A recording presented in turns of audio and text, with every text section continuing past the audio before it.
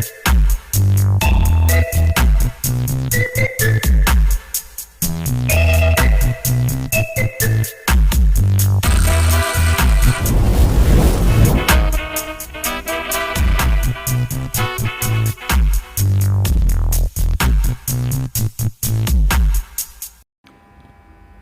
Students, welcome to our channel accounting vibes.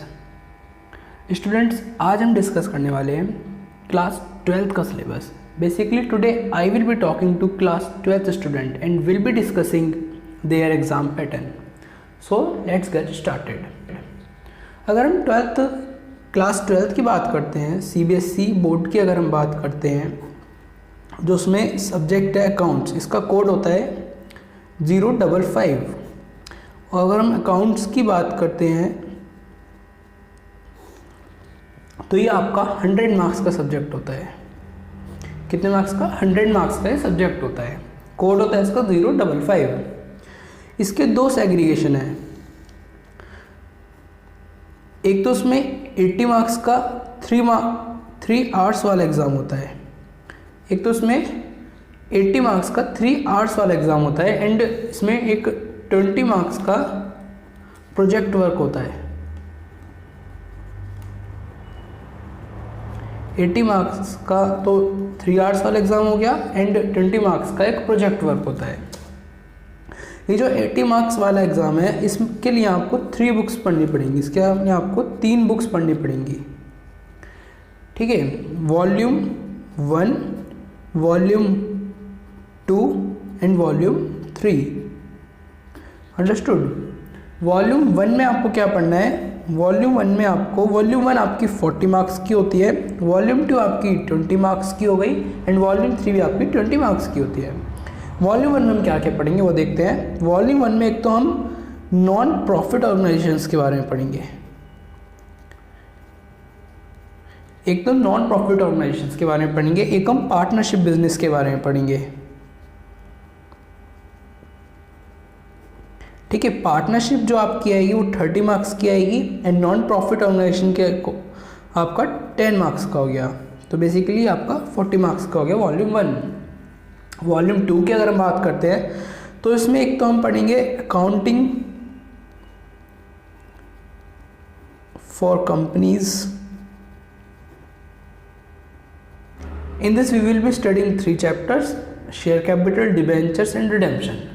That we will discuss later on. तो basically आपके सारे मिलके 20 marks के होते हैं and third one is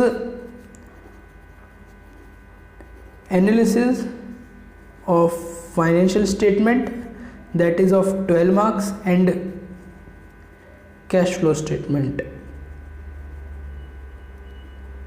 that is of 8 marks, ठीक है। होप आपको ये बात समझ आई होगी कि 80 मार्क्स में हम क्या क्या पढ़ने वाले हैं, कौन कौन से हम चैप्टर्स पढ़ने वाले हैं। अब आते हैं हम प्रोजेक्ट वर्क पर। प्रोजेक्ट वर्क में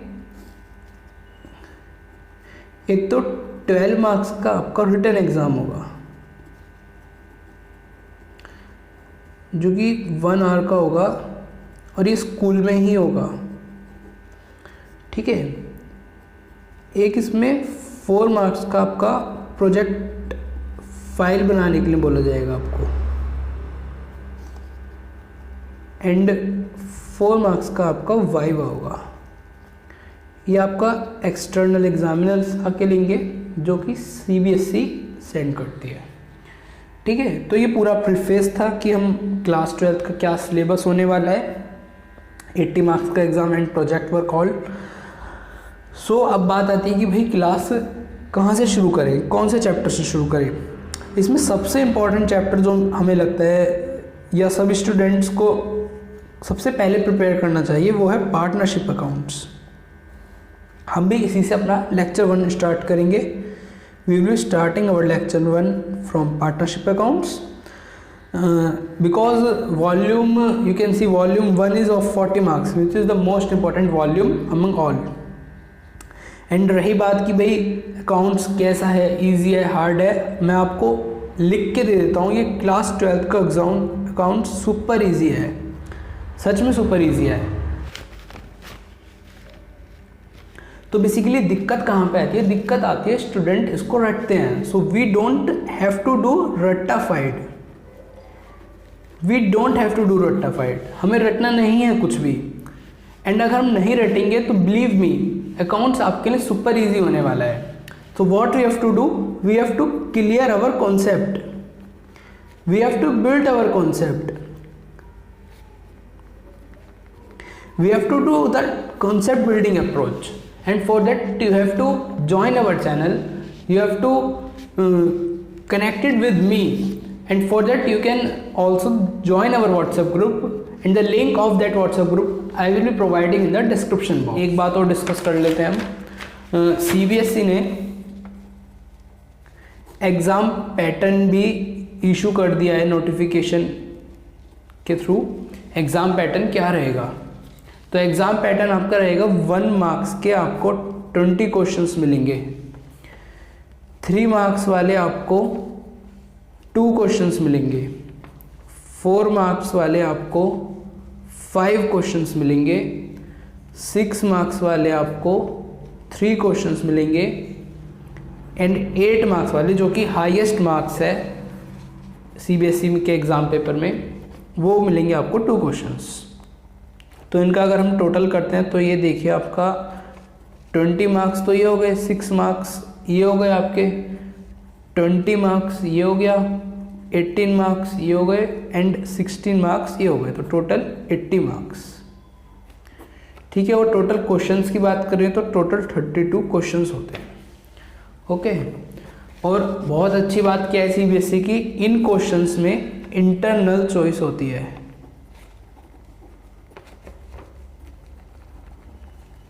इंटरनल चॉइस इज देयर। ठीक है,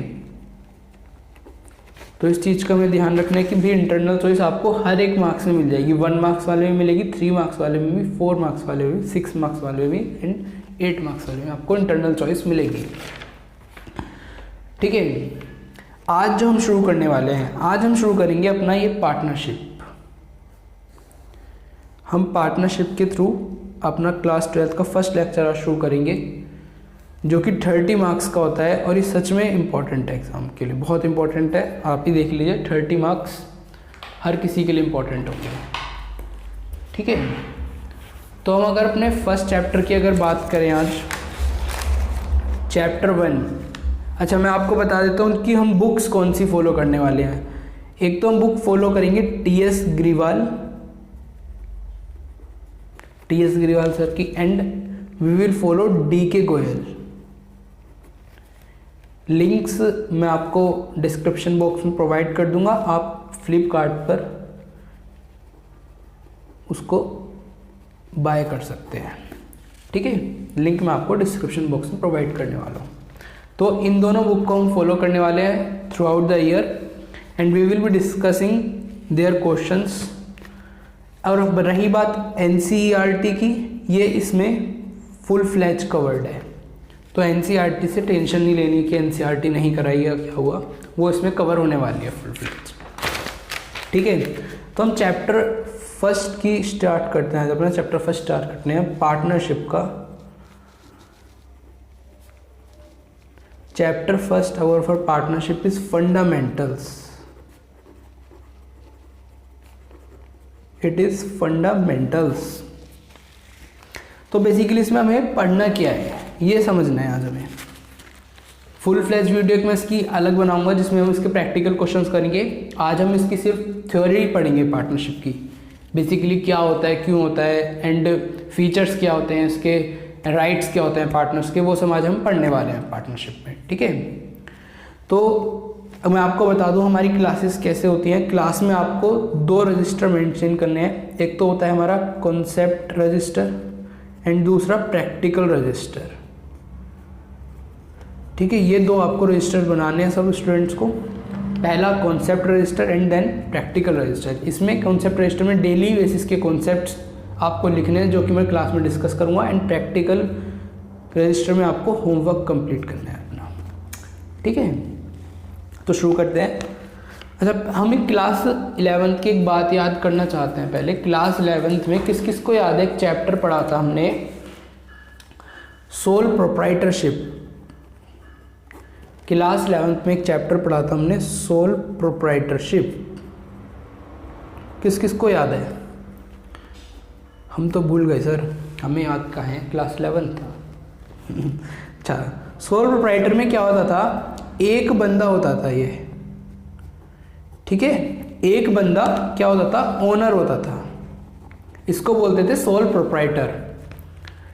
बट क्या हुआ, धीरे धीरे बिजनेस चलता रहा, बिजनेस बड़ा हो गया, तो एक बंदे से बिजनेस के ऑपरेशंस हैंडल नहीं हो रहे, उसने और 2 बंदे ऐड कर लिए अपने साथ। उसने क्या करा, 2 बंदे ऐड कर लिए अपने साथ। और अब एक ओनर नहीं है इस बिजनेस का, अब इस बिजनेस के कितने ओनर हो गए हैं, 3 ओनर हो गए हैं। पहले एक ओनर था तो उसको सोल प्रोप्राइटर बोलते थे, लेकिन अब 3 ओनर हो गए हैं, तो इनको बोलते हैं हम पार्टनर्स, ठीक है। और इस बिजनेस को पहले बोलते थे सोल प्रोप्राइटरशिप, लेकिन इस बिजनेस को हम बोलेंगे अब पार्टनरशिप, ठीक है। क्या बोलेंगे इसको हम, पार्टनरशिप। बेसिकली ऐसा क्यों किया उसने, वो ये कि एक्सटेंड किया उसने बिजनेस को। पहले हो सकता है उसकी एक ब्रांच थी, अब उसने काफ़ी सारी ब्रांचेज ओपन कर ली अपनी, काफ़ी सारी जगह लोकेशन पर वो डिस्ट्रीब्यूशन करने लगा। कुछ भी रीजंस हो सकते हैं उसको बिजनेस एक्सटेंड करने के। उसने बिजनेस एक्सटेंड किया and then they form a partnership. Okay, hope it is clear to all. So basically हम पढ़ते हैं कि पार्टनरशिप क्यों बनाई उसने, क्यों उसकी नेसेसरी हुई, उसकी फीचर्स क्या हैं। अगर हम इसके फीचर्स की बात करें पार्टनरशिप के, पार्टनरशिप का क्या फीचर है भाई, फीचर्स। अगर हम पार्टनरशिप के फीचर्स की बात करें तो बेसिकली अगर इसके फीचर की बात करें तो फर्स्ट है इसमें एग्रीमेंट। भैया 2 लोग 3 लोग पार्टनर बने हैं, अब 3 लोग पार्टनर बने हैं तो एग्रीमेंट भी तो होना जरूरी है। ऐसा तो नहीं है कि 2 लोग आए भाई बोलने लगे आज से हम पार्टनर हैं तो पार्टनरशिप चल गई, ऐसे पार्टनरशिप नहीं होती है। या तो ये एग्रीमेंट ओरल होता है या रिटर्न होता है। ये बाद में हम डिस्कस करेंगे कि कौन सा बेनिफिशियल है और क्या किसके फ़ायदे हैं। वैसे अगर फ़ायदे की बात करें तो ये ज़्यादा बेटर होता है रिटर्न रखना एग्रीमेंट, ठीक है। या तो ओरल हो सकता है एग्रीमेंट या रिटर्न हो सकता है। बेसिकली 2 लोग आए आपस में, वो डिस्कस किया उन्होंने दोनों ने और एक एग्रीमेंट बनाया, कुछ रूल्स रेगुलेशंस बनाए अपने बिजनेस के लिए कि हम ऐसा करेंगे and then they form a partnership. ये इसका एक फीचर है पार्टनरशिप का। अच्छा, बात करते हैं कि कितने लोग हो सकते हैं पार्टनरशिप में। ये तो सबको पता है कि 2 और मोर, ये तो सभी गैस कर सकते हैं कि भाई हाँ पार्टनरशिप है तो 2 या 2 से ज़्यादा लोग होंगे। तो 2 मैक्सिमम कितने होंगे, कौन बताएगा स्टूडेंट, मैक्सिमम पार्टनर कितने हो सकते हैं? 100, 10, 20, 30, 40, 50, कितने? पहले एक रूल होता था, पहले एक्ट में लिखा हुआ था कि 100 पार्टनर हो सकते हैं, बट उसको अमेंड करके अब जो न्यू रूल बनाया गया है उसके अकॉर्डिंग सिर्फ maximum 50 partners a partnership can have. So basically minimum 2 and maximum 50 partners is required in partnership. And the other feature is lawful business. Lawful business का मतलब है, लॉफुल बिजनेस का मतलब है कि जो भी वो बिजनेस में अपना काम कर रहे हैं, जिसमें वो ट्रेड कर रहे हैं, डीलिंग कर रहे हैं, वो लॉफुल होना चाहिए, लीगल होना चाहिए in the eyes of law. गैर कानूनी नहीं होना चाहिए वो कुछ काम, ठीक है। अगर हम और फीचर्स की इसकी बात करें तो इसका फीचर है एक mutual agency.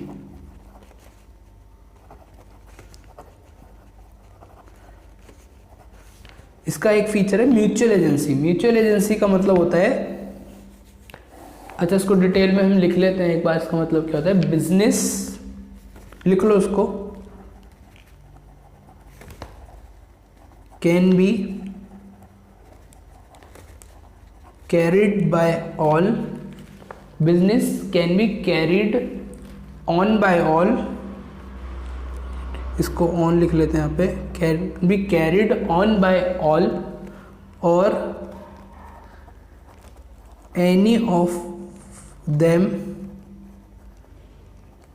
Acting for all. इसका मतलब क्या है भाई, ये तो समझा दो। समझते हैं इसका मतलब। Business can be carried by all, on by all और any of them acting for all. मतलब इसका ये है कि मानो कि हमारी बिजनेस में 3 पार्टनर थे। ये कौन है, 3 पार्टनर हैं, ठीक है। इन तीनों पार्टनर में से ये चला गया घूमने, ठीक है, ये घूमने चला गया पार्टनर। अब इसके जो हिस्से का काम है ये 2 लोग कर सकते हैं। ये जो 2 बंदे पार्टनर हैं ये भी करना पड़ेगा इनको इसके हिस्से का काम। ऐसा नहीं है कि ये अपने जिम्मेदारी से भाग जाएंगे, इनको भी इसके हिस्से का काम करना पड़ेगा। इसका मतलब ये होता है business can be carried on by all और any one of them acting for all. जरूरी नहीं है कि तीनों को ही हमेशा रहना पड़ेगा पार्टनरशिप के अंदर, तीनों को ही बिजनेस के अंदर बैठे रहना पड़ेगा, शोरूम के अंदर तीनों को बैठे रहना पड़ेगा। एक बंदा भी इन दोनों के लिए वर्क कर सकता है। इसका मतलब होता है कि म्यूचुअल एजेंसी, ठीक है। और हाँ, ये एक दूसरे के प्रिंसिपल भी हैं, एजेंट भी हैं। They all are principal and agent of one another. ये एक दूसरे के प्रिंसिपल भी हैं, एक दूसरे के एजेंट भी हैं, ठीक है। और अगर हम आगे बात करते हैं तो पार्टनरशिप में इनके राइट्स पढ़ते हैं हम। राइट्स ऑफ पार्टनर्स, पार्टनर्स के राइट्स क्या होते हैं। राइट्स ऑफ पार्टनर्स, पार्टनर्स के राइट्स हैं क्या। द मेन राइट, सबसे पहला जो बड़ा राइट मैं आपको बता रहा हूं वो है to disallow admission of new partner.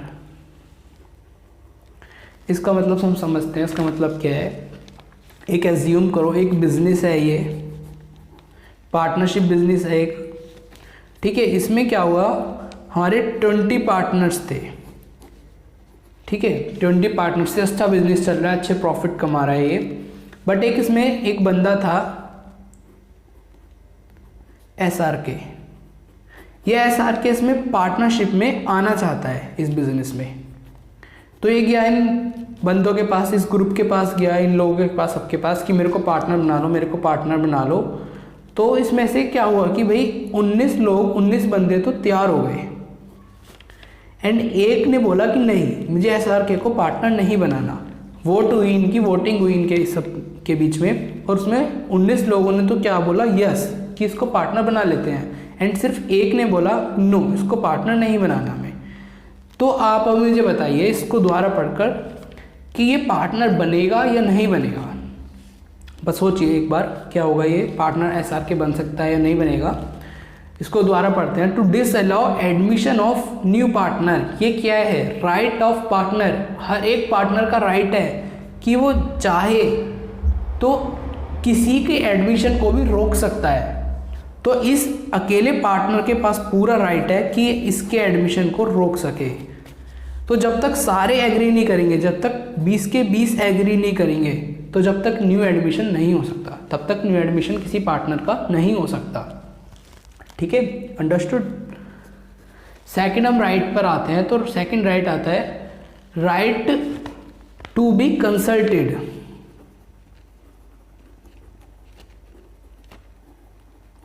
Right to be consulted. अच्छा, इनको एक बार लिख लो, फिर हम इसको एक्सप्लेन कर देंगे एक बार। In then the third right is to share profit in agreed ratio. Fourth one is to take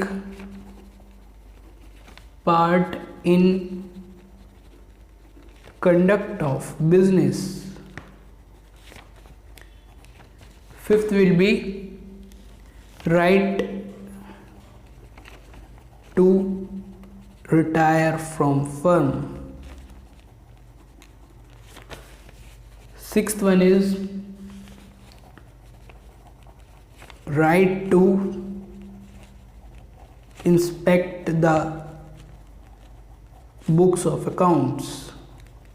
चलो उसको समझते हैं, इसका मतलब क्या है. Right to inspect the books of accounts. भाई क्या हुआ, एक पार्टनरशिप थी, पार्टनर्स थे.